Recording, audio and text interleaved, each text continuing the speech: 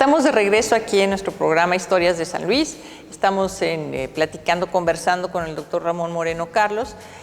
Doctor, hace un momento estábamos platicando sobre cuál era el edificio que más le gustaba y usted mencionó que el edificio de arquitectura religiosa que más le gusta es el Templo del Carmen, bueno, el Carmen, el conjunto carmelita. ¿Podría usted platicarnos al público televidente en qué consiste este conjunto del Carmen?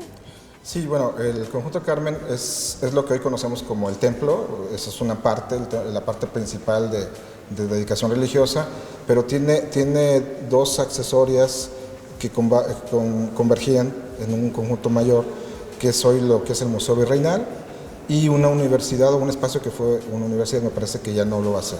Este conjunto tenía varios patios, dos patios con una definición de uso interno para distribuir habitaciones, accesorias del convento, y otro que era para actividades más reservadas de oración. En estos dos conjuntos que están accesorios al templo, bueno, el acceso para el público es un poco restringido. En el caso del museo todavía tiene áreas que están abiertas, pero otras que están cerradas. Y aparte tiene un área muy interesante que es la pinacoteca, donde hay pintura virreinal de autores muy importantes, incluso famosos a nivel mundial, y que, bueno, están hechos es profeso para ese espacio. Ojalá y se pudiera abrir al público porque es una pintura colocada y diseñada de acuerdo a los espacios. Por eso es una pinacoteca privada, en este caso de los carmelitas. Y el espacio religioso principal pues ofrece el Camerín de la Virgen, el portal de los Arcángeles, y ahí nos da cuenta de un sincretismo en cuanto a la expresión religiosa, porque pues, los arcángeles que aparecen ahí son 7, y no, en general después la religiosidad reconoció nada más a 4, y ese es un proceso de estudio muy interesante que ya se ha abordado, y que bueno, que para mí es destacado porque arquitectónicamente hay esa integración entre la escultura, el ornamento, los espacios, las pinturas, etcétera.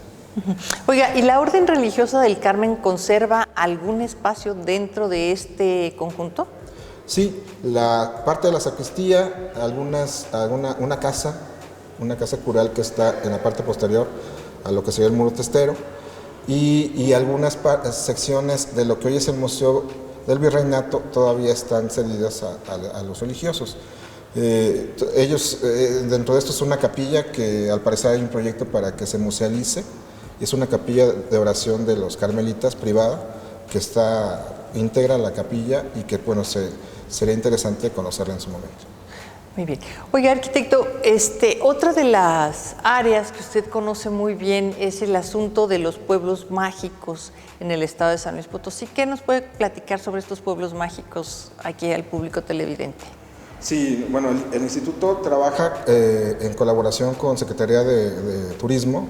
Este programa de Pueblos Mágicos se desarrolló en la primera década del siglo XXI, y lo que se hizo ahí fue utilizar los criterios del INAH en cuanto a arquitectura monumental y arquitectura antigua, pero sobre todo ir a la base de tradiciones. Es decir, si un poblado tenía una tradición fuerte, ya sea culinaria, ya sea religiosa, pues se le consideraba como parte de una magia social y que podía y debía conocerse.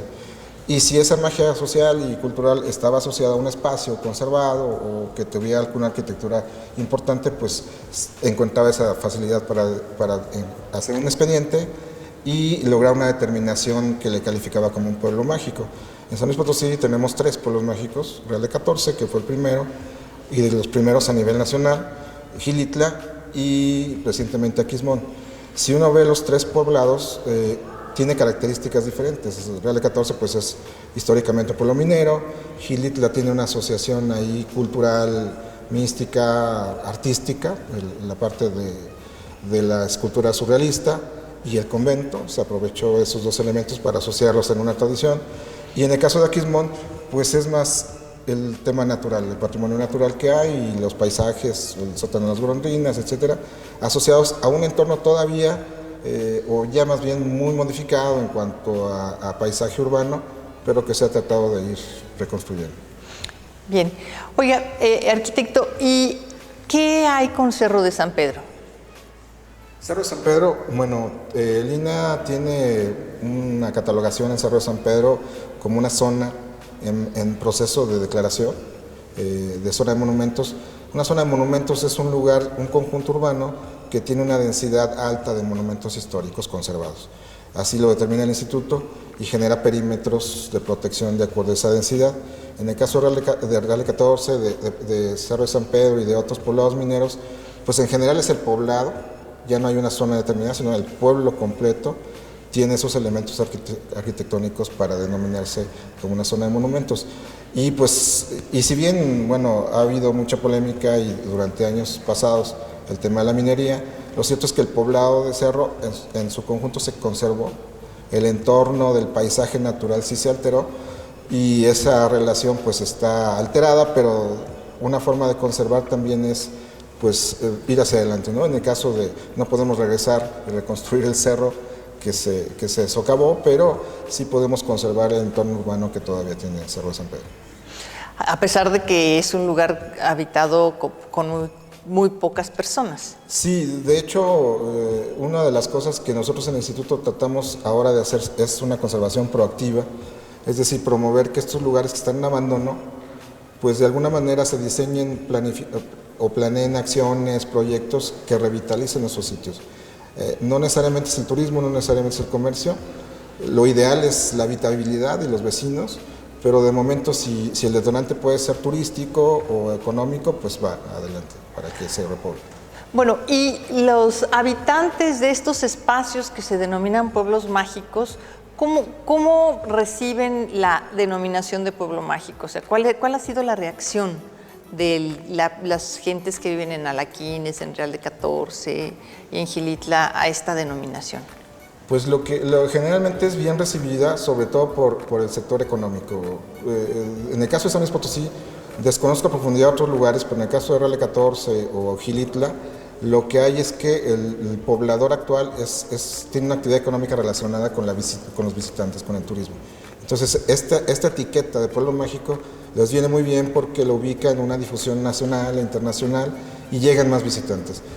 Ahí el problema es que esa llegada de visitantes pues no ponga en riesgo lo que se ha conservado o lo que está en proceso de conservación en cuanto a edificios o en cuanto a entorno urbano, y que también no se vuelva caótico el comercio y la oferta de algunos servicios de comercio que pudiera ser en la calle, como es el caso de Real 14, pero sí, en general es bien recibido la etiqueta y ojalá y pues bueno, ese compromiso sea no solo recibir la etiqueta, sino trabajar para que se conserve, se siga conservando. Bueno, la verdad es que si nosotros observamos los distintos poblados de San Luis Potosí, muchos podrían convertirse en pueblos mágicos, la verdad, porque se conservan muchas tradiciones y además de lo que se conserve arquitectónicamente, hay muchas tradiciones que se conservan. Por ejemplo, para mencionar solamente algo, las fiestas patronales son famosas en cada pueblo y en cada pequeña ciudad de este estado.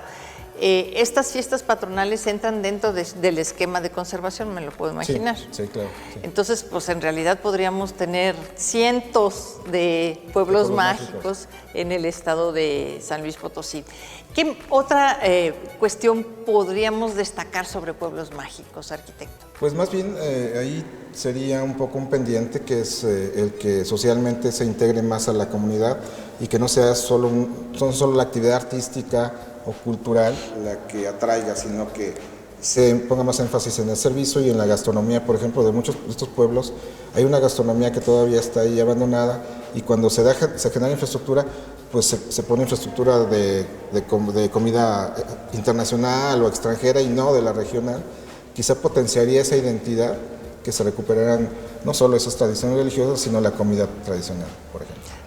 La comida y la bebida tradicional, por supuesto. Sí, sí, ciertamente ese es un tema interesantísimo de explorar porque la gastronomía regional es una gastronomía sumamente rica y variada de acuerdo a las regiones del estado.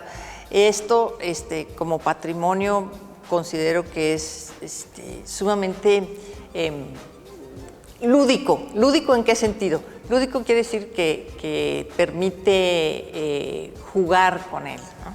Entonces, porque pues, todo acto culinario es pues, un acto muy creativo.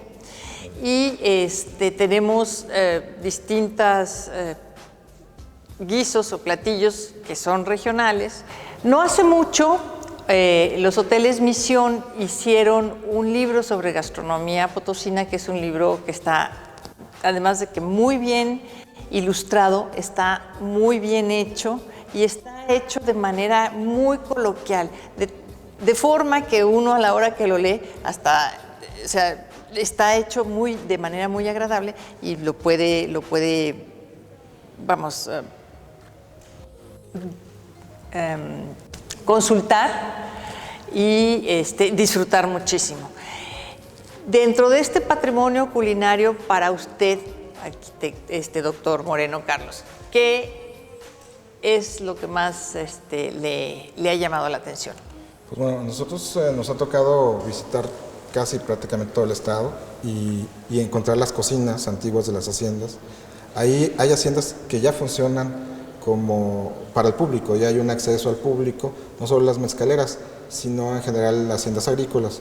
Pero en las mezcaleras, valga lo que usted comentaba, pues hay esa recuperación de la tradición del vino popular, la bebida popular, con cierta mezcla culinaria. Entonces, recuperar esos dos y juntarlos con el espacio, pues es para nosotros los que conservamos o tratamos de conservar el patrimonio, pues algo muy interesante de vivir y de que la gente lo viva y de volver a reforzar lo que le decía de ser la arquitectura un testimonio y un libro abierto de consulta. Muy bien.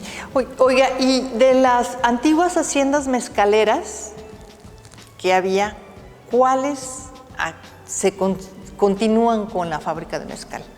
Pues yo tengo entendido Laguna Seca, bueno, está ahí en lo que serían los municipios de Santo Domingo, el entorno de Matehuala. Hay varias haciendas pequeñas que hacen, quizá no una fábrica a gran escala, sino un trabajo artesanal y que la gente puede pasar.